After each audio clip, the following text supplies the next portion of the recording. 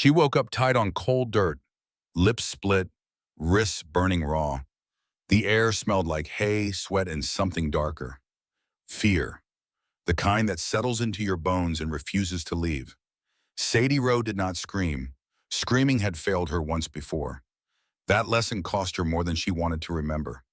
So the barn learned her silence first, before it learned anything else about her. What the rancher did to her in that barn was worse than anyone could imagine. And the worst part was not the pain. It was not the rope cutting into her skin or the dirt grinding into her wounds. The worst part was this. Whoever did it slept fine that night, then walked away like the mess would clean itself.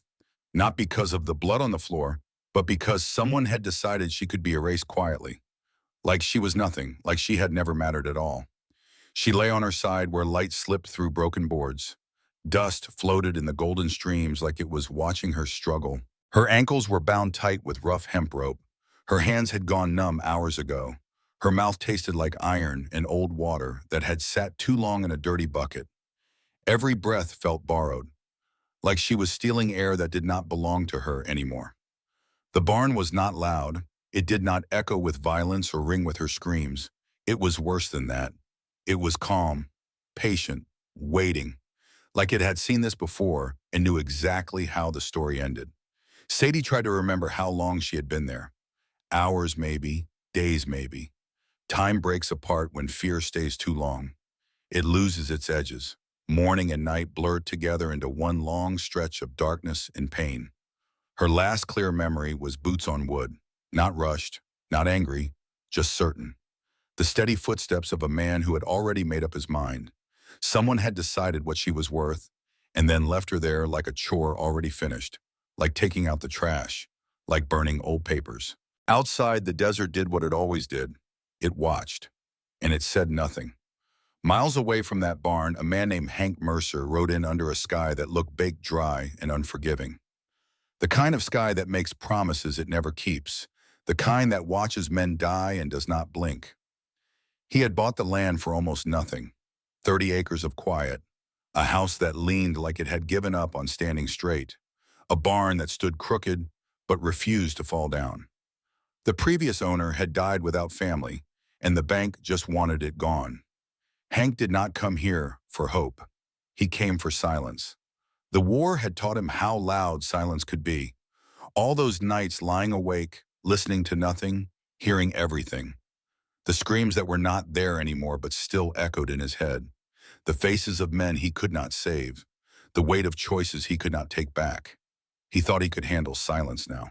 He thought maybe silence would be different out here, where nobody knew his name or his story, where nobody looked at him with pity or fear, or that terrible understanding that said they knew what he had done. He had buried his wife Maggie with money from the last cattle he owned. No crowd, no speeches, just dirt falling on a pine box and the sound of his own breathing. She had been sick for 2 years before the end came. 2 years of watching her fade. 2 years of being helpless while the woman he loved disappeared piece by piece. When she was gone, there was nothing left to stay for. So he sold everything and headed west, looking for land that asked no questions, looking for a place where he could finally stop running from himself. When he stepped off his horse that first evening, the wind cut across the yard like a warning, sharp and cold despite the heat of the day. His boots crunched on gravel that had not felt footsteps in months. The horse snorted, uneasy, shifting its weight from side to side. That was when Hank felt it. Something was wrong. Animals know before men do. They always have. A horse will smell the trouble on the wind long before a man sees it coming. Hank had learned to trust that instinct during the war. It had saved his life more than once. He walked toward the barn with his hand near his knife. Not from fear exactly, more from habit. The kind of habit you develop when you have seen too much to ever feel completely safe again. The barn doors groaned open like something exhaling, like the building itself was breathing. Shadows stretched long across the dirt floor. Dust floated slow in the dying light of day. The smell hit him first. Sweat, old rope, fear that had nowhere to go. The kind of smell that tells you something terrible happened here. Something that left a stain you cannot see but can never wash away. Then he saw the bundle in the far corner. Not neat, not hidden, just placed there like trash someone meant to come back for, like garbage that was not worth the effort of proper disposal. At first he thought it was rags, old blankets maybe, left behind by whoever owned the place before. For nothing worth worrying about. And then he saw a foot, bare, still. Hank did not rush. Every step felt louder than it should have been. The barn listened to him approach. The shadow seemed to lean in closer. He knelt down and touched her shoulder. Her skin felt cold, like she had been left out all night in the desert air, like the warmth had been draining out of her for hours. Then she twitched, just barely. A flutter of movement so small he almost missed it. Life hanging on by a thread so thin it could snap at any moment. Hank pulled out his knife. The blade flashed once in the dim light. He cut the rope fast because he knew what rope does to skin when it stays too long. He had seen it before, during the war, on prisoners, on men who had been left to suffer. He pulled back the dirty blanket that covered her face. Her wrists were raw, like fresh hide rubbed too long against stone. Blood had dried in dark streaks down her arms. Her face was bruised and sunburned. Dirt smeared across her cheeks like war paint. Her lips were cracked and bleeding from days without water. Her eyes fluttered open for half a second. Green, glass-like, terrified. She tried to speak. Nothing came out but a dry rasp. Her throat had forgotten how to make words. Hank poured water from his canteen onto a cloth and pressed it to her forehead, cool and gentle, the way Maggie used to press cool cloths to his forehead when the fevers came. Her breath stuttered, caught, started again. "You are safe," he said. He did not know if that was true yet, but sometimes a lie is kinder than silence. She passed out again, her body giving up the fight now that someone else was there to carry it. Hank sat there for a long time, listening to her breathing, slow and uneven. Like it might stop if he looked away for too long, like she needed him to witness each breath to keep them coming. The barn was quiet again, but it was a different kind of quiet now. The kind that demanded an answer. The kind that would not let him walk away and pretend he had not seen what he saw. He carried her outside and laid her on a cot beneath the open sky. He wrapped her in the only clean blanket he owned. He sat beside her with a shotgun across his knees. Not because he was afraid, because he understood something simple and terrible. Whoever did this did not finish. They would be back. And when they came, Hank Mercer would be waiting. That night, Sadie dreamed of boots again. The steady thump of footsteps coming closer. She flinched in her sleep, whimpering like a child having nightmares. Hank did not touch her. He knew better than to startle someone who had been through what she had been through. He just kept the light on, and he waited for morning. "Now I need to ask you something. What would you do if you found a stranger left for dead on your land? Would you help them, or would you walk away and pretend you never saw? Stay with me. This story is just getting started. And the man who left Sadie in that barn, he is closer than anyone knows." Morning came slow and reluctant, like it was not sure it wanted to witness what came next. Sadie Rowe woke to the smell of bitter coffee and the sound of wind moving through dry grass. For a moment, she did not remember where she was. For a moment, she thought she was still in the barn, still tied up, still waiting to die. Then she felt the blanket around her shoulders. Clean, warm, smelling like soap and wood smoke instead of fear and blood. Her body screamed when she tried to sit up. Every muscle had its own complaint. Every bone felt like it had been rearranged while she slept. A man sat on a wooden crate a few feet away. Middle-aged, weather-worn face. Eyes that had seen too much and learned to hide it. He held a tin cup of coffee in both hands, steam rising slow in the morning air. He did not stare at her, did not hover over her with questions, did not look at her like she was something broken that needed fixing. He just handed her a cup. She took it the same way he offered it, with both hands wrapped around the warmth, like it was something precious, like it might disappear if she did not hold on tight enough. They did not speak. They did not need to. Her eyes told the whole story anyway, the hollow look of someone who had seen how easily a human life could be set aside, how simple it was for one person to decide another person did not matter anymore. The coffee was strong and bitter. It tasted like something meant to keep a person upright when everything inside them wanted to fall down. Her shoulders dropped a little as she drank, just a fraction of an inch. But Hank noticed. That was the first thing he really saw about her. Not the bruises, not the way she avoided looking toward the barn even though it was right there in her line of sight, but that tiny drop in her shoulders, like her body was finally starting to believe it had a place to sit, a place where nobody was going to hurt her. They sat in silence for a long time. The wind moved through the grass, a hawk circled overhead, lazy and patient. The world went on like nothing had happened. There is a kind of silence that only broken people understand. It does not ask questions. It does not rush answers. It does not try to fill every empty space with noise just because quiet feels uncomfortable. Sadie watched Hank move around the yard after they finished their coffee. He fixed a loose board on the fence, checked the post for rot, fed the horse, hauled water from the well. He did not hover. He did not stare. He did not treat her like a problem that needed solving. He treated her like a person. And somehow that was the kindest thing anyone had done for her in years. By noon, she asked if she could stand. Hank looked at her once, measuring, not judging. Then he nodded. She took 3 careful steps, then 4. Her legs shook like a newborn calf learning to walk. But they held. "That is enough," he said. She listened, not because she was afraid of him, because she was smart enough to know her own limits, smart enough to know that pushing too hard too fast would only set her back. That afternoon, Hank walked the property again, slow this time, careful, looking for signs he might have missed the night before. The tracks by the creek still bothered him. 2 sets of boot prints, heavy, recent, not more than a day or 2 old. He knelt down and pressed his fingers into the dirt. Feeling the depth, reading the story the ground was trying to tell him. Someone had lingered here, someone who was not in a hurry, someone who stood at this spot and looked toward the barn like they were checking on something, or someone. That kind of confidence did not come from a man just passing through, did not come from someone stealing water or looking for a place to camp for the night. It came from a man who thought he still owned something. When Hank returned to the house, Sadie was sitting on the porch steps, wrapped in the blanket despite the heat of the day, staring at the open land like she was trying to memorize every inch of it.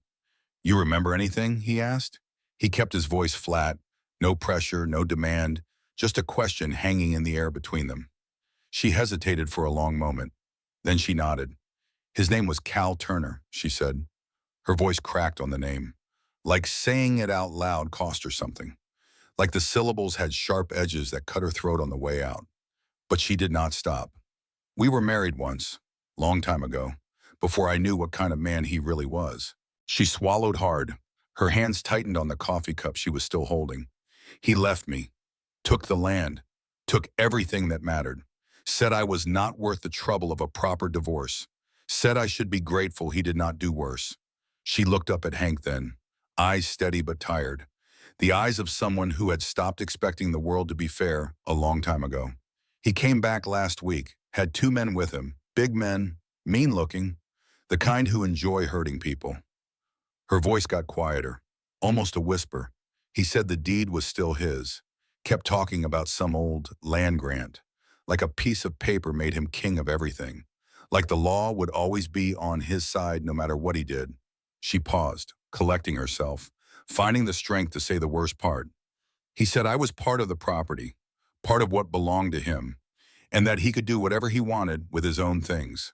Hank felt his jaw tighten, his hands curled into fists at his sides.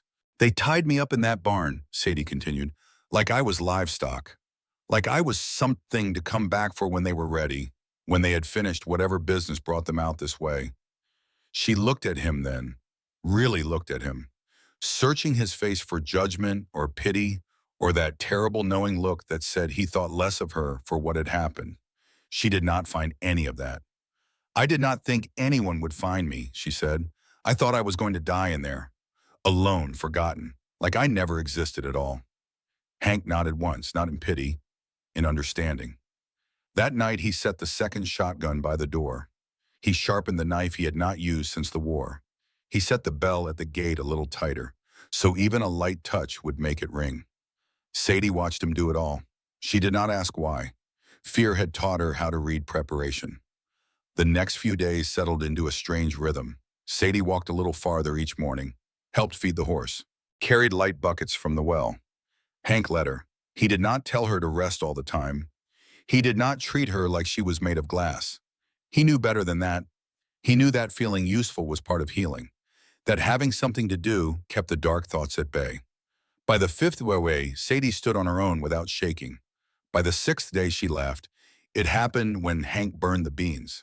A short laugh, dry, surprised out of her before she could stop it. "Guess we are even now," she said. Hank smiled. "Just a little." "Not even close," he replied.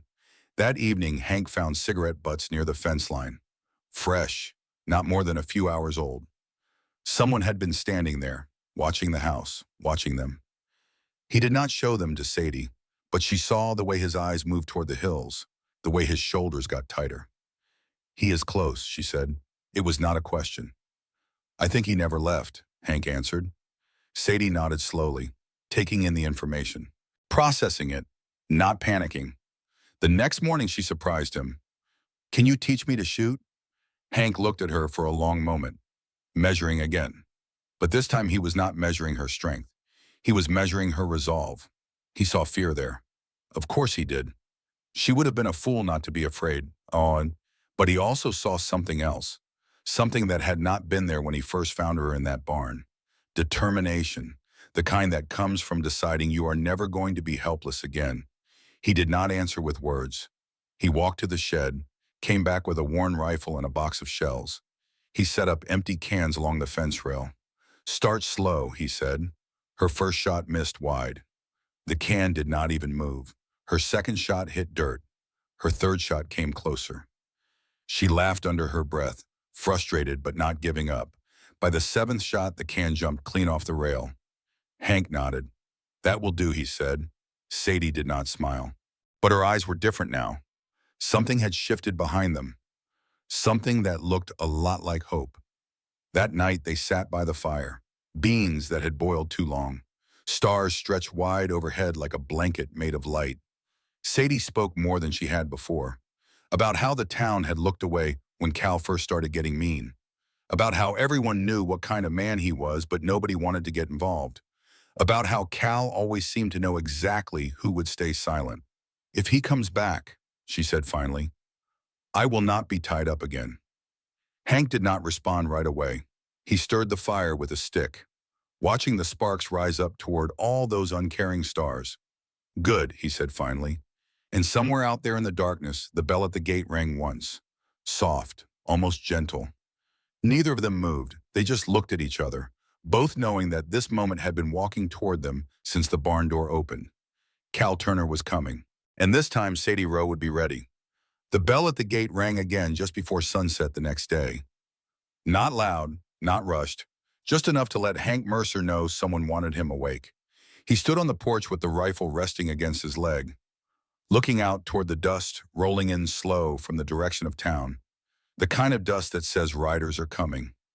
Multiple riders, taking their time because they think they have all the time in the world. Sadie Rowe stood a step behind him, wrapped in a jacket that was still too big for her shoulders, hands steady at her sides, not reaching for anything yet, but ready. Neither of them spoke. 3 riders came into view as the sun dropped lower. 2 stayed back, keeping their distance, hands resting casual on their gun belts like this was just another day at work. One rode ahead like he owned the place. Sadie did not have to say the name. Hank already knew it, could read it in the way she went stiff beside him, could feel it in the way the air got heavier. Cal Turner rode like a man who had never been told no, never learned how to hear it, never had to face the consequences of anything he did. He was heavier than Sadie remembered, older too. The years had not been kind to him. His face had gone soft and mean at the same time. The face of a man who took what he wanted and hurt anyone who got in his way. But that smile was the same. That smile that said the world was something to be taken. Not shared, not earned, just grabbed with both hands and squeezed until it gave up whatever you wanted from it. Hank stepped off the porch and planted his boots in the dirt. Not aggressive, not polite, just there. Solid and unmovable as the ground beneath his feet. "Did not think anyone was home," Cal called out. His voice was loud, confident, the voice of a man used to people listening when he spoke. Hank did not answer right away. He took his time, let the silence stretch, made Cal wait. "You are standing on my land," Hank said finally, voice flat and calm, like he was discussing the weather instead of facing down three armed men. Cal laughed, a short laugh, the kind that sounds like it is humoring a child who just said something stupid. "Funny thing about land," Cal said. "Paper decides who owns it. Got me a deed that says this place belongs to me. Has for years. Previous owner and I had an arrangement." Sadie felt her chest tighten. She remembered those words. The way Cal always talked, like the world was a receipt he kept folded in his pocket. Like everything had a price, and he had already paid it. Hank nodded once, slow and thoughtful. "Funny thing about paper," he said, "it burns." The two men behind Cal shifted in their saddles. One of them spat into the dust. The other one looked toward the barn without meaning to. Sadie noticed that look. She understood what it meant. They knew what had been done in there. They had helped do it. Cal's eyes slid past Hank and landed on Sadie. The smile changed, got thinner, meaner, more like a knife than a grin. "Well, I will be damned," he said. "You are tougher than you look. Thought for sure the desert would have finished you by now. Thought the coyotes would have had themselves a nice meal." Sadie stepped forward before Hank could stop her. Her voice was quiet, but it did not shake. Not even a little. "You left me there," she said. "You did not even check to make sure I was dead. You just walked away like I was garbage." Cal shrugged. One shoulder, casual, like they were discussing something that did not matter. "Did not need to," he said. "Desert always finishes what it starts. Been doing it for 1,000 years. Did not see why you would be any different." Hank felt something settle in his chest, not anger exactly, more like certainty, the cold, clear certainty that comes when you finally understand exactly what kind of person you are dealing with. This man was never going to pretend to be sorry, never going to make excuses, never going to claim it was all a misunderstanding. He knew exactly what he had done, and he did not care. Men like Cal Turner did not deserve speeches, did not deserve explanations or ultimatums or second chances. They only understood one thing: consequences. Hank did not raise his voice, did not threaten, did not blink. One of Cal's men reached for his gun, not fast, just careless. The kind of careless that comes from thinking you have already won. Hank fired first. The sound cracked across the land like dry wood splitting, echoed off the hills and came back again. The man fell hard from his saddle and stayed down. Did not move, did not cry out, just hit the dirt and went still. Sadie raised the rifle Hank had given her. Her hands did not shake, but her stomach did, every instinct screaming at her to run, to hide, to be small and quiet and invisible like she had learned to be during all those years with Cal. She ignored those instincts. She fired.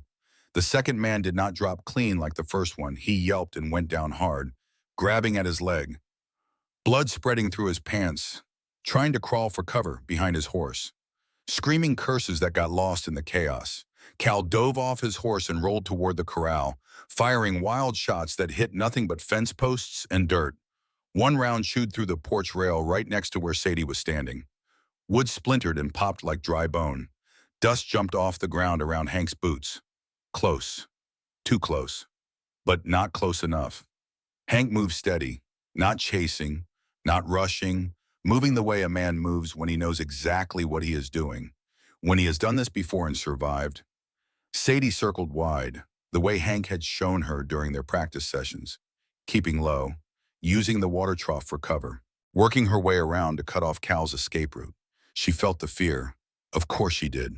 Fear was screaming in her ears. Fear was making her heart pound so hard she could hear it over the gunfire. But the fear did not drive her anymore. She drove herself. Cal tried to run. He always had, even back when they were married, whenever things got hard, whenever he faced real consequences. He would turn tail and disappear until the trouble blew over. Not this time. Sadie tackled him near the barn door, the same door she had been dragged through a week ago, the same door that had closed behind her when she thought she was going to die. They hit the ground hard, dust and gravel grinding into their clothes. Cal grabbed at her jacket, her hair, anything he could reach. his face twisted with rage that she had dared to fight back. "You think this changes anything," he snarled. "You think anyone cares what happens to you? You are nothing. You have always been nothing. Just another stupid girl who did not know her place." Sadie did not answer him with words. She answered him with her elbow. Hard, right across his jaw, his head snapped back. Blood flew from his split lip. He went limp for half a second. Long enough. "It already has," she said. "Changed everything." Hank was there in seconds. He pulled Cal up by the collar, held him still with hands that had done this before during the war, when handling prisoners who did not want to be handled. Cal's eyes flicked to the barn for the first time since he arrived. Something changed in his face. Just for a second. Something that might have been uncertainty. "You left her there to disappear," Hank said. Voice calm, deadly calm, the kind of calm that is more frightening than shouting. "That was your mistake." Cal started talking then, begging, promising, blaming everyone but himself, saying it was all a misunderstanding, saying he never meant for anyone to get hurt, saying he would leave and never come back if they just let him go. Hank listened. He did not interrupt, did not argue, did not hit him. He just listened. That night, they did not kill Cal Turner. They did something worse. They stripped away the lie he had been living. Cal was tied to a mule with a sign around his neck that told the truth plain. No drama, no poetry, no fancy words. The sign said, "I left a woman to die in a barn." The town saw him ride through, slow enough for every porch and every window to notice, slow enough for every person to read those words and understand what they meant. Nobody laughed, nobody looked away, nobody pretended they had not seen. Justice in that part of the world did not always wear a badge. Sometimes it rode through town on a mule. Sometimes it came in the form of truth that could not be denied. When it was done, the ranch went quiet again. But this time it was not the kind of quiet that crawled under your skin. Not the kind that made you check over your shoulder every few minutes. Not the kind that felt like something waiting to happen. It was peace, real peace, the kind you earn. Sadie sat on the porch later with a cup of tea that Hank had somehow managed to burn. She smiled anyway. "Guess we are even now," she said. Hank chuckled. A real laugh. The first one she had heard from him. "Not even close," he said. But the way he said it was different now.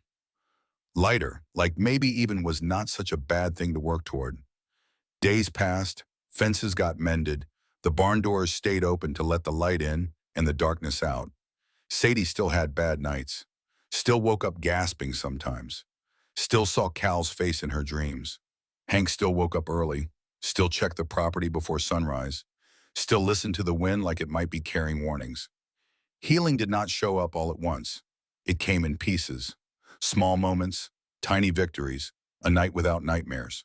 A morning that felt hopeful instead of heavy, a joke that actually made her laugh. But one evening, Hank found something that changed everything. A note nailed to the gate. Old paper. Red paint that looked too much like blood. 5 words that made his blood run cold. "I am coming back for what is mine." Sadie read it without blinking.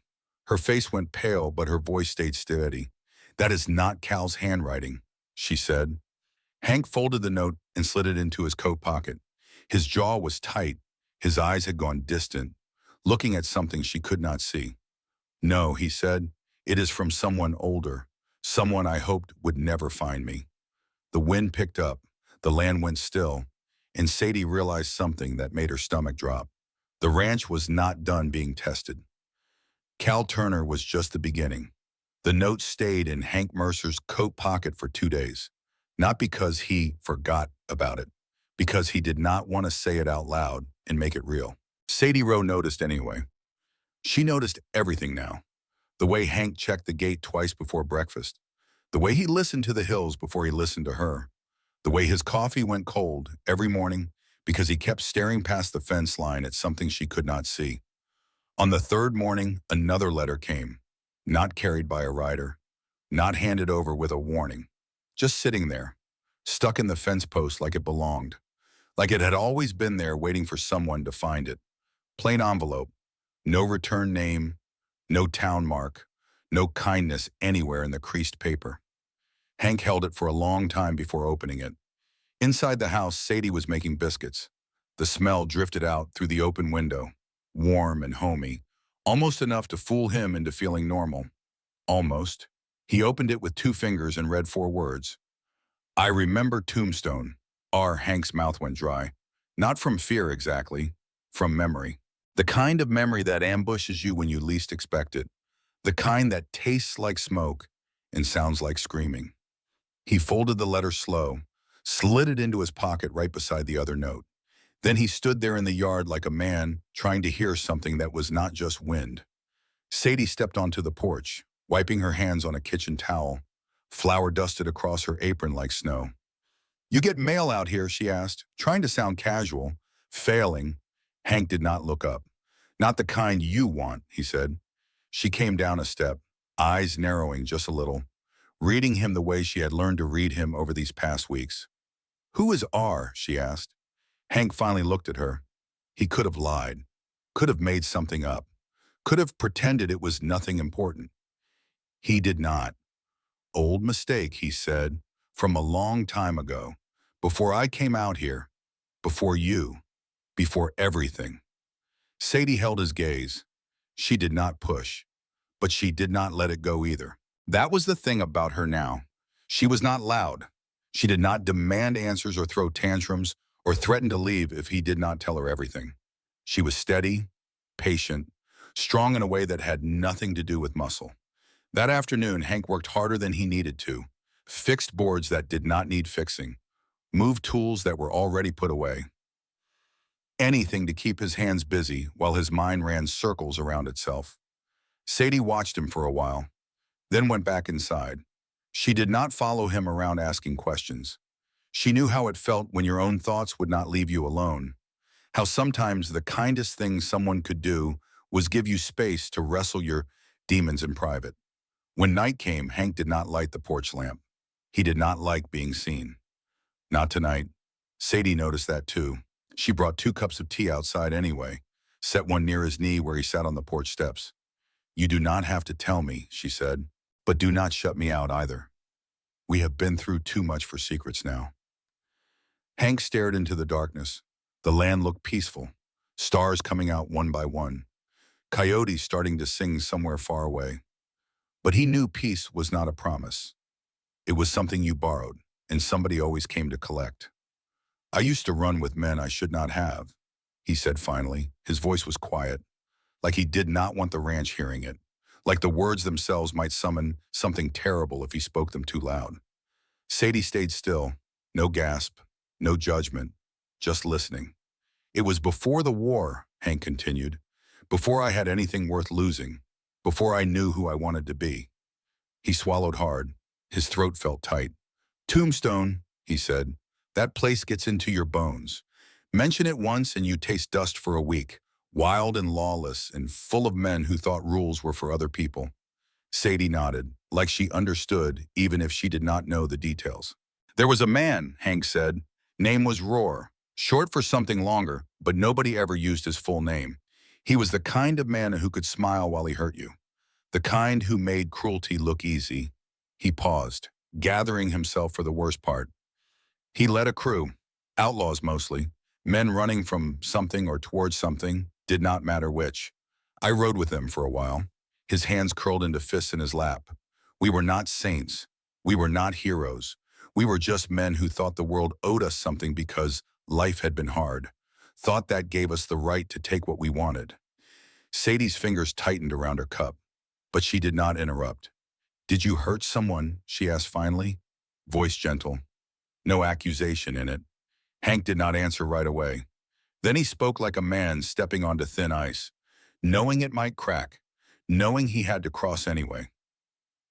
There was a robbery, he said, bank job that went bad from the start. Fire broke out, building caught fast. Wooden walls, dry season. He closed his eyes. People got trapped inside, a woman, a kid, maybe others. The screaming. He shook his head slowly. I did not pull the trigger that day.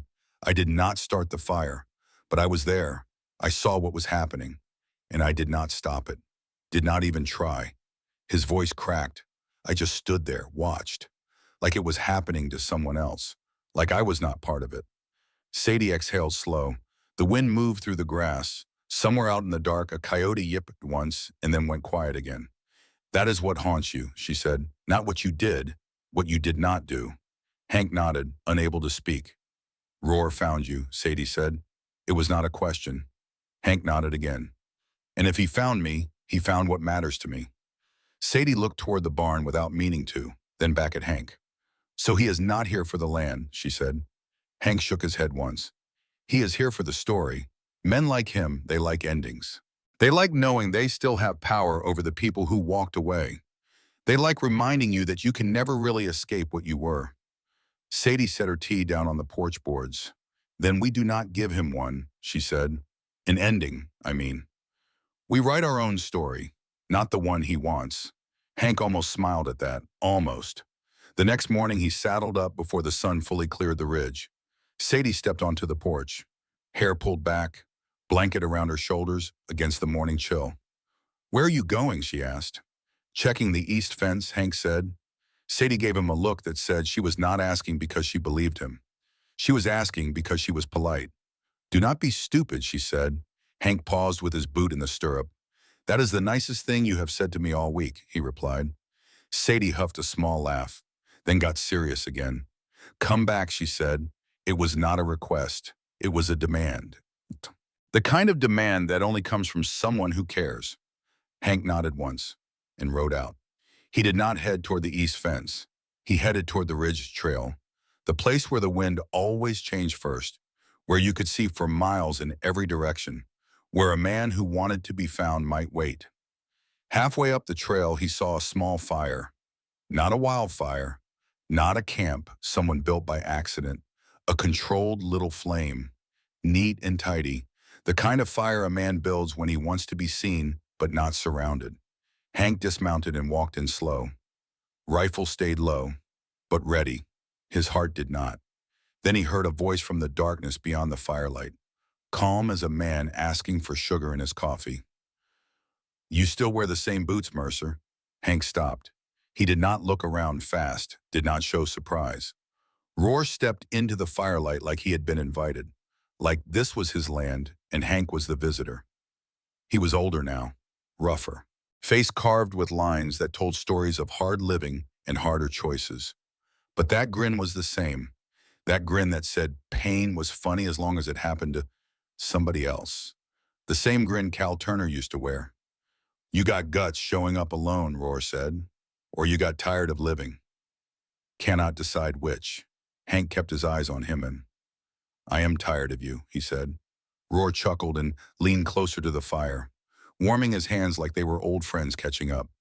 I am not here to shoot you today, he said. I am here to remind you, here to see if you still flinch. And if you do not, well, I will make you. Hank felt his jaw tighten. Remind me of what, he asked. Roar's smile widened, just a little, like a cat that had finally cornered a mouse. Of Tombstone, he said, of what you let happen, of what you walked away from, of the man you used to be. Hank did not move. The fire popped softly between them. Roar glanced past Hank, toward the direction of the ranch, toward Sadie. Nice little place you got, he said. Quiet, clean, almost like you deserve it. Hank's hand tightened on the rifle stock. And that girl, Roar added, she is a fresh start, is she not? Clean slate, new beginning. All that pretty talk people use when they want to pretend the past did not happen. That was the moment Hank understood the real threat. Roar was not hunting land, he was hunting leverage. Hank took a slow breath. The fire crackled between them. Stars wheeled overhead, indifferent to the drama unfolding below. I am not that man anymore, Hank said. Roar laughed. The sound echoed off the rocks, bounced around the darkness like it was looking for a place to land. That is cute, Roar said, real cute. But here is the thing, Mercer, I am still that man, every single day. And I like who I am. I like knowing that I can walk into any town and people remember. People fear. He stepped closer. You think running changes anything? You think putting on clean clothes and buying some dirt and playing house with a broken woman makes you different? You are exactly who you always were. You are just hiding better. Hank met his eyes, calm, steady. Maybe, he said, Maybe I am still the man who stood still in Tombstone. Maybe that stain never washes off. But here is what I know for certain. I get to choose what I do next. And so do you. Roar tilted his head, curious, like a predator examining prey that was not behaving correctly. What are you offering? He asked. I am not offering anything, Hank said. I am telling you how it is. You can ride away tonight. Go back to whatever hole you crawled out of. Forget you ever found me. And if I do not, then I guess we find out which one of us is still the man he used to be. Silence stretched between them, long and heavy. Roar studied Hank's face, looking for the flinch, the weakness, the moment of doubt that would tell him he had already won. He did not find it. Hank stood there like a man who had made peace with whatever came next, like a man who knew there were things worth dying for, worth killing for, but also like a man who understood that pulling the trigger was not always victory. Sometimes the greatest strength was walking away. Finally, Roar exhaled. Sleep light, he said. Tomorrow gets interesting. Then he turned and walked back into the darkness, footsteps fading, fire crackling, and then nothing but wind and stars and the sound of Hank's own breathing. He rode back hard, not because he was afraid, because he knew Sadie would be waiting, would read his face the second he arrived, would know something had happened. She was on the porch when he got back, arms crossed, face unreadable in the lamplight. He swung down from the horse and looked at her. No lies left between them. He is real, Hank said, and he knows about you. Sadie's eyes did not widen. They sharpened, got harder, more focused. Then tell me something, Hank. What did you do in Tombstone that makes a man like Roar come sniffing around my barn? Hank took a deep breath and told her everything.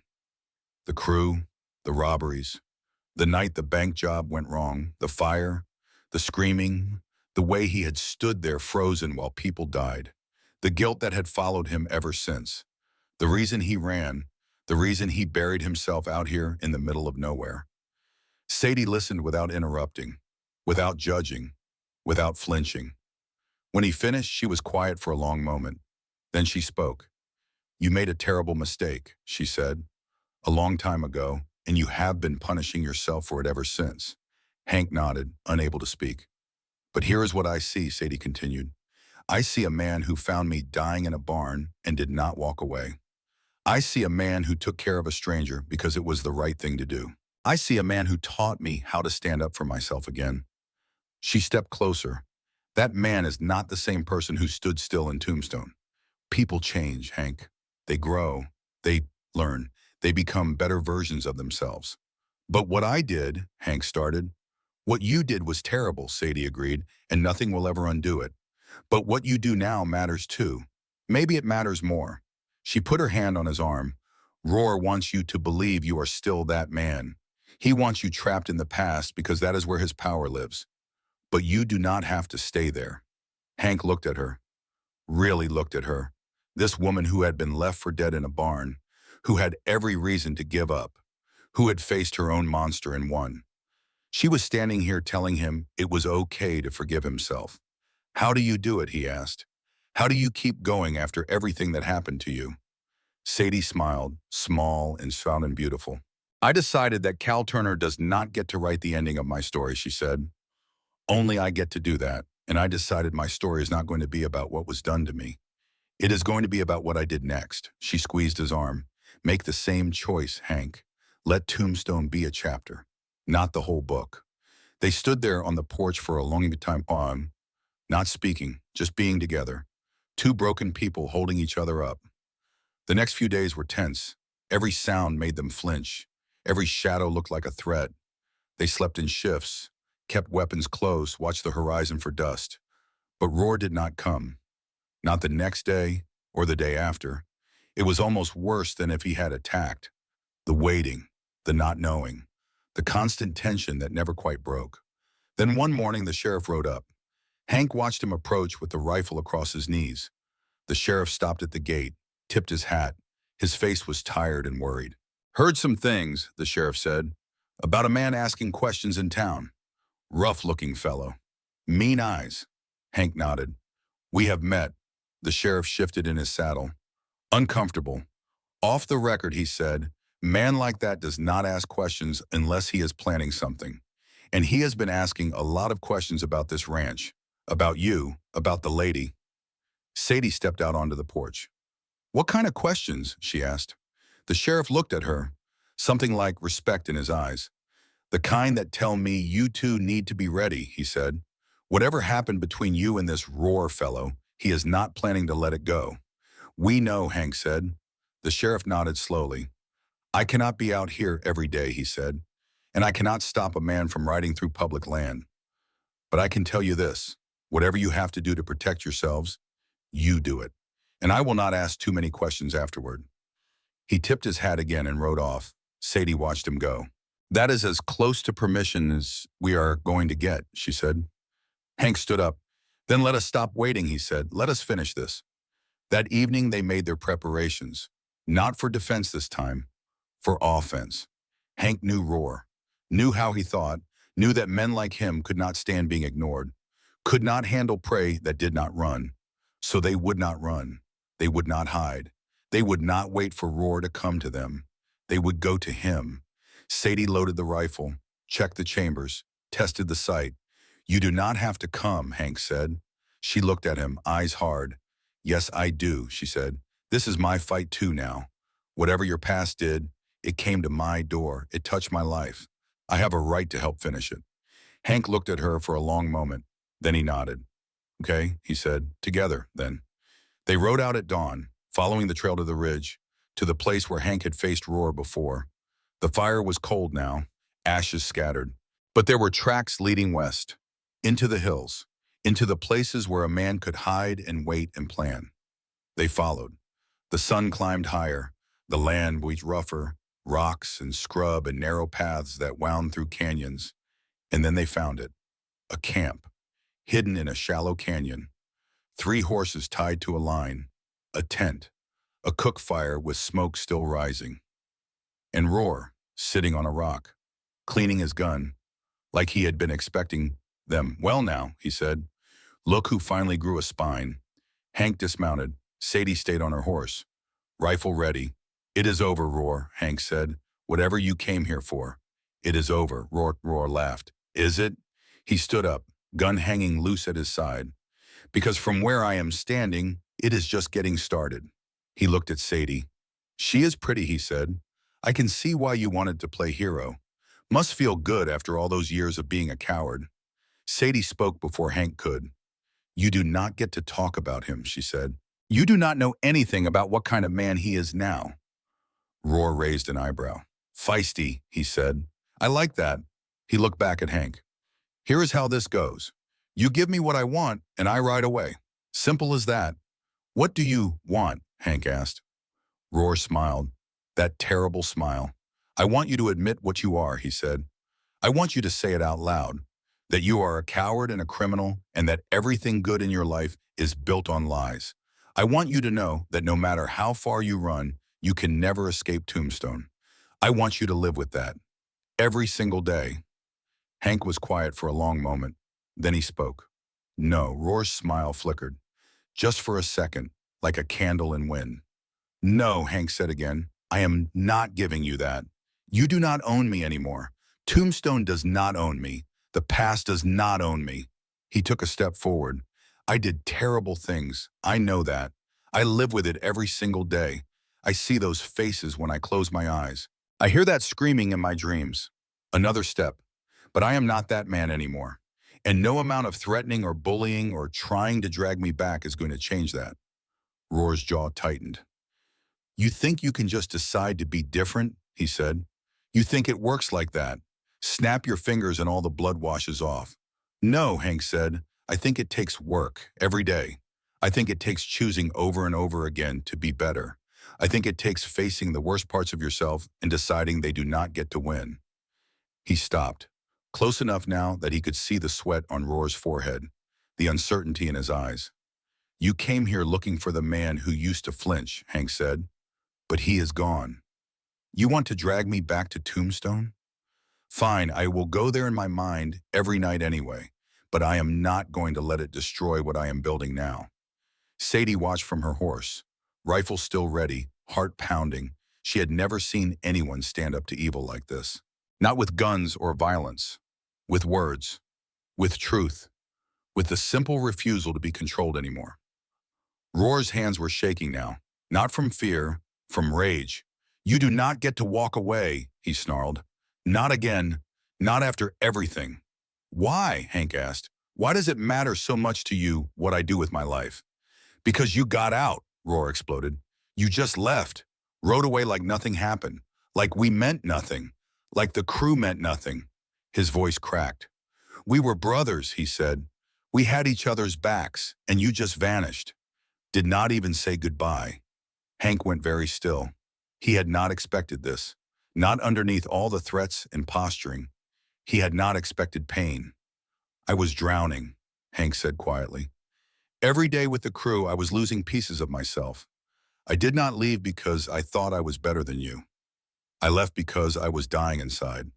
Roar looked away, jaw working. "Should have said something," he muttered. "You are right," Hank agreed. "I should have. That was wrong of me. Running away without explanation, letting you wonder." He paused. "I am sorry." Roar's head snapped back, eyes wide. Nobody apologized to men like Roar. Nobody admitted fault. It was not how the game was played. "What?" he said. "I am sorry," Hank repeated, "for leaving the way I did, for not being brave enough to tell you why, for letting you carry that for all these years." Silence. The wind moved through the canyon. Horses shifted. Somewhere a bird called. Sadie held her breath. Roar stood there like a man who had forgotten how to move. All that rage, all that hunger for revenge. And now this, an apology. Hank held out his hand. "Come have dinner with us," he said. "No guns, no threats, just a meal and a conversation. We can talk about Tombstone, about what happened, about whatever you need to say." Roar stared at the outstretched hand. "You are crazy," he said. "Probably," Hank agreed. "But I am also tired. Tired of running. Tired of waiting for the past to catch up. Tired of treating every shadow like an enemy." He kept his hand out. "What if we just stopped?" he said. "What if we decided that chapter was over? What if we started writing a new one?" For a long moment, nobody moved. Then Roar laughed. Not the cruel laugh from before. Something different. Something almost human. "You really have changed," he said. "The Hank I knew would have shot first and felt guilty later. The Hank you knew was lost," Hank said. "This one is trying to be found." Roar looked at the outstretched hand one more time. Then he took it. They rode back to the ranch together. All three of them. Roar's other men stayed behind at the camp, confused but not arguing. The dinner was awkward at first, nobody quite sure what to say. Sadie kept the rifle within reach. Hank kept watching Roar like he might change his mind. But slowly, carefully, conversation started. Roar talked about what happened after Hank left. How the crew fell apart. How he bounced from town to town. How the anger festered and grew until finding Hank became an obsession. Hank talked about the war, about Maggie, about buying this land and thinking he could hide from himself. Sadie talked about Cal, about the barn, about learning how to be strong again. Three broken people, sharing their brokenness. By the end of the night, something had shifted. Not forgiveness exactly. Forgiveness was a big word, a word that took time. But understanding maybe, the beginning of something that was not hate. Roar left the next morning, early, before sunrise. He stopped at the gate and looked back at Hank. "I am not saying we are friends," he said. Hank nodded. "I am not either. But I am saying I am done," Roar continued. "Looking for you, blaming you. All of it, I am just done." Hank met his eyes. "What are you going to do now?" he asked. Roar shrugged. "Figure out who I am when I am not angry at you, I guess. That is going to take a while." He tipped his hat. "Take care of her," he said, nodding toward the house where Sadie was watching from the window. "She deserves someone who shows up." Then he rode away. The dust settled. The morning got brighter, and Hank stood at the gate for a long time thinking about endings. Not every ending comes with a bullet. Some come with a handshake, an apology, a choice to stop fighting. He walked back to the house. Sadie met him on the porch. "Is it really over?" she asked. Hank took her hands. "That part is," he said, But I think the better part is just starting. Sadie smiled, a real smile, the kind she had not worn in years. The next few weeks were quiet, peaceful, the kind of quiet that comes after a storm passes. They worked on the ranch together, fixed the roof, built a proper garden, taught the horse not to be scared of its own shadow. Sadie got stronger every day, not just physically, in all the ways that mattered. She started talking about the future, about what she wanted, about who she wanted to be. Not a victim, not a survivor, something more. One evening, sitting on the porch watching the sun go down, she turned to Hank. "I have been thinking," she said. "That is dangerous," Hank replied. She laughed and pushed his shoulder. "I am serious. I have been thinking about what comes next, for both of us." Hank looked at her. "What do you see?" he asked. Sadie was quiet for a moment, choosing her words. "I see a life," she said, "a real one, not hiding, not running, not waiting for the next disaster. Just living, day by day, together." Hank felt something loosen in his chest, something that had been tight for years. "I would like that," he said. Sadie leaned against his shoulder. "Then let us build it," she said. And they did. Months passed, the ranch changed. Not just the buildings and fences, everything changed. The feeling of the place, the way the light hit the windows in the morning, the sounds that filled the silence, laughter, conversation, life. Hank discovered he had forgotten how to live without waiting for disaster. The first few weeks after Roar left, he still woke up at every sound, still checked the gate 3 times before breakfast, still kept a rifle within reach. But slowly, gradually, he learned to relax. Sadie helped with that. Her presence was a constant reminder that good things could happen, that the world was not only darkness and danger, that sometimes people got second chances. They fell into a rhythm. Morning coffee on the porch, work through the hottest part of the day, evening meals that lasted longer than necessary because they were enjoying each other's company. One morning, Sadie brought up something that had been on her mind. "I want to learn to read better," she said. Hank looked up from his eggs. "You can read," he said. "Barely," Sadie replied. "Cal thought education was a waste of time for women. He never let me finish school, said a wife only needed to know enough to follow instructions." Her jaw tightened at the memory. "I want more than that," she said. "I want to read books, real books. I want to know things." Hank nodded slowly. "We can get books from town," he said. "I can teach you, or we can find someone who teaches better." "You would do that?" Sadie asked. Hank reached across the table and took her hand. "I would do just about anything for you," he said. "You should know that by now." They started that same week. Simple books at first. Children's stories that Hank remembered from his own childhood. Sadie struggled with the longer words but refused to give up. By the end of the first month, she could read a whole chapter without stopping. By the end of the second month, she was reading everything she could get her hands on. The woman who had been left for dead in a barn was becoming someone new, someone stronger, someone with a future. Hank watched her transformation with something like awe. He had thought his job was to save her. But maybe she was saving him too, teaching him that it was possible to grow, to change, to become better than you were. One afternoon, the sheriff rode up again. He had a different look this time, less worried, almost pleased. "Heard some news," he said. "Thought you should know." Hank walked out to meet him. Sadie followed. "Cal Turner is dead," the sheriff said. Sadie went very still. "How?" she asked. "Apparently he tried his tricks on the wrong woman," the sheriff said. "Lady up in Montana. Her brothers did not take kindly to it. There was not enough left to bury." He tipped his hat. "Thought you might want to know," he said. "Man like that, justice catches up eventually." Then he rode away. Sadie stood in the yard for a long time after he left. Hank did not push, did not ask if she was okay, just waited. Finally, she spoke. "I thought I would feel happy," she said. "When he died, I thought it would feel like victory." "Do you?" Hank asked. Sadie shook her head slowly. "I do not feel anything," she said. "He was just a man, a cruel, small, broken man, and now he is gone, and the world keeps turning." She looked at Hank. "I wasted so much time being afraid of him, so much energy hating him, and now it is over and it does not even matter. What matters is this." She gestured at the ranch, at the life they were building. "This is what matters." Hank put his arm around her. Then let us keep building, he said. That summer was the best either of them could remember. The garden grew, tomatoes and beans and squash, more than they could eat. They sold the extra in town and used the money to buy more supplies. The barn got a new coat of paint. Sadie insisted on bright red, like a fresh start. Hank fixed the roof properly this time. No more leaks when the rare rains came.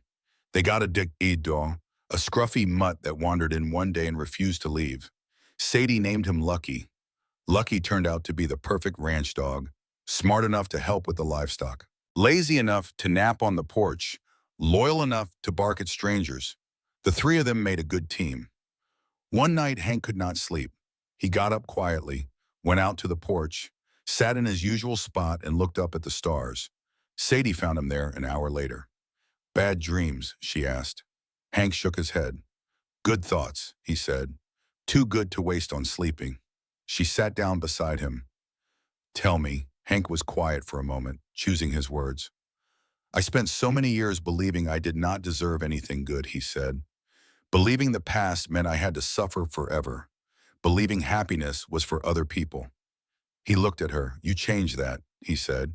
"You showed me it was possible to start over, to be better, to build something worth having." Sadie took his hand. "You changed too," she said, "all by yourself. I just reminded you it was allowed." They sat there together as the stars wheeled overhead, not speaking, not needing to. Some moments are too big for words. The next morning, Hank did something he had been thinking about for weeks. He rode into town, found the preacher, asked some questions. When he got back, Sadie was hanging laundry on the line. Lucky was trying to catch butterflies in the yard. "Come here," Hank said. Sadie put down the basket and walked over. Curious. "What is going on?" she asked. Hank got down on one knee. Sadie's hand flew to her mouth. "I know it has only been a few months," Hank said. "I know we both have pasts we are still carrying. I know nothing about this life makes sense." He pulled out a small ring. "Simple. Silver. Nothing fancy. But I also know I do not want to spend another day wondering what if," he said. "I want to spend every day I have left building this life with you. So what do you say, Sadie Rowe? Will you marry me?" For a long moment, Sadie did not answer. Then she laughed, bright and happy and free. "Yes," she said. "Yes, of course, yes." Hank slipped the ring on her finger. It fit perfectly. Lucky barked and ran circles around them. The sun shone down. The wind carried the smell of sage and wildflowers. And two people who had been broken by life decided to put themselves back together. Together. They got married on the ridge where Hank first faced Roar. It seemed fitting. That place had seen the worst of the past. Now it would see the beginning of the future. The preacher came out from town. The sheriff served as witness. Lucky sat at Sadie's feet, tail wagging, completely unaware of the significance. It was not a big ceremony, not fancy or formal, just two people standing under an endless sky, promising to take care of each other.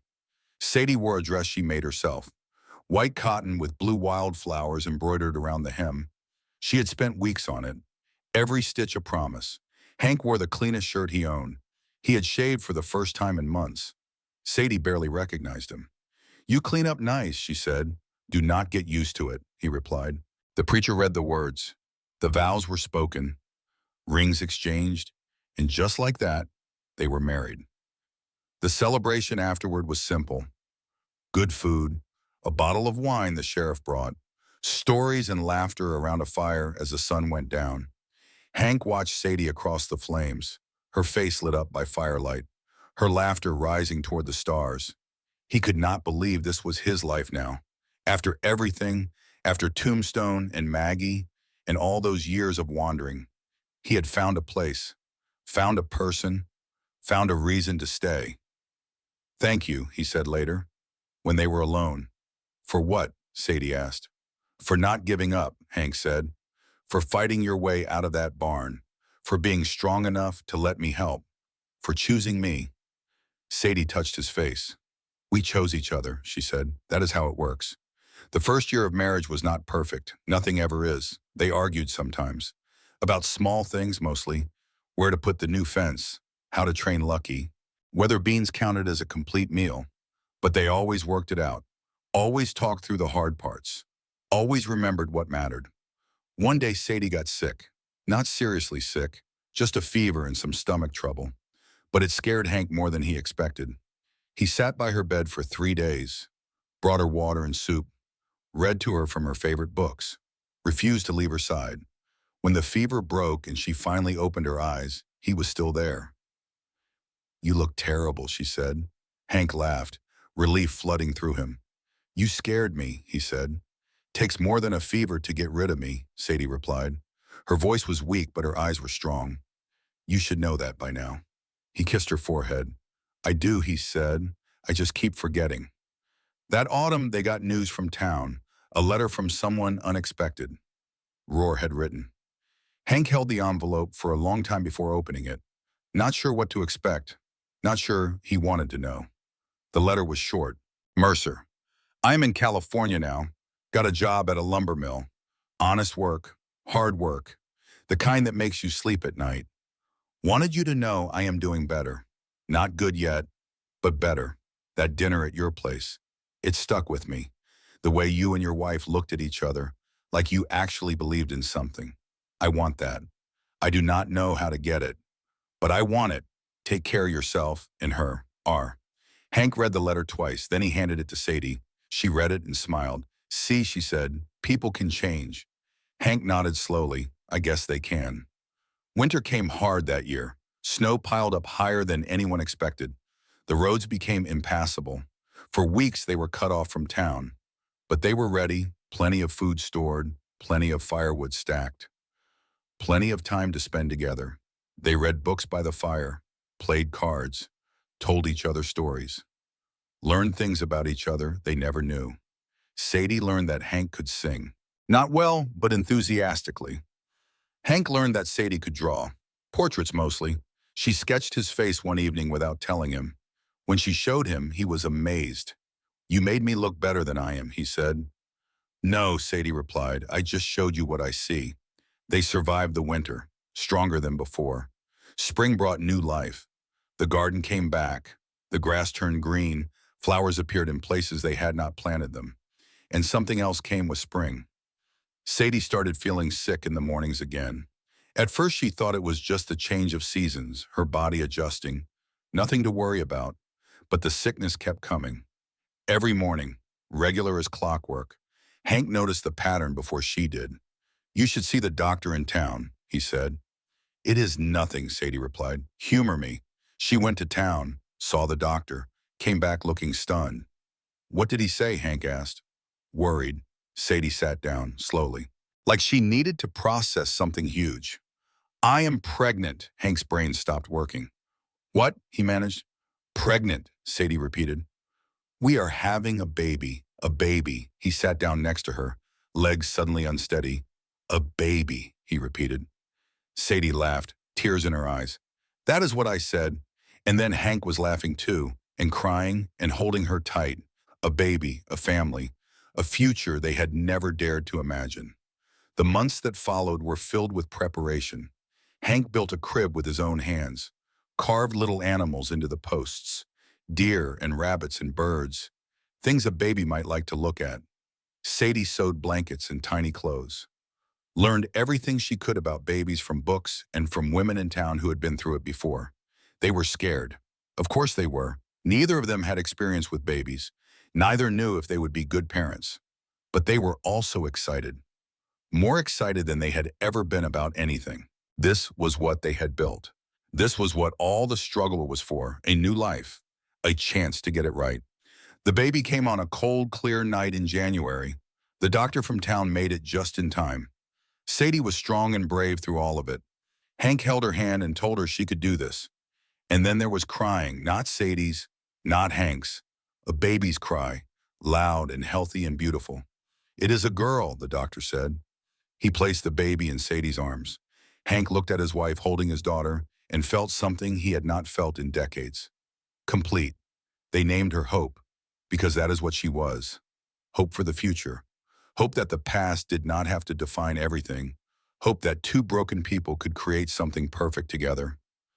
The first few months were hard. No sleep, constant worry, endless questions about whether they were doing it right. But they figured it out, the way parents always do. one day at a time. Hope grew fast. She had Sadie's green eyes and Hank's stubborn chin. She laughed easily and cried loudly and filled the ranch with sounds of life. Lucky appointed himself her guardian, slept by her crib every night, watched over her during the day, growled at anyone who came too close too fast. One evening, when Hope was about 6 months old, Sadie found Hank standing by the window, watching the sunset, tears on his cheeks. "What is wrong?" she asked. Alarmed, Hank shook his head. "Nothing is wrong," he said. "That is the thing. Nothing is wrong. For the first time in my life, everything is right." Sadie put her hand on his shoulder. "Then why are you crying?" "Because I almost missed this," Hank said. "Because I spent so many years punishing myself, so many years believing I did not deserve happiness. And I almost missed all of this." He turned to her. "Thank you," he said, "for saving me." Sadie smiled. "We saved each other," she said. "That is what love does." Years passed. Good years. Full years. Hope grew into a smart and kind young woman. She had her mother's strength and her father's quiet wisdom. She learned to ride horses before she learned to read. She loved the land the way you love something that is part of you. The ranch prospered, more cattle, better fences, a bigger house to hold the growing family. Because Hope did not stay an only child. Two brothers followed, Thomas and William, both just as stubborn as their father, both just as loving as their mother. The family that started with two broken people became a family of five, plus Lucky, and eventually Lucky's puppies, and then those puppies. Life was not perfect, it never is.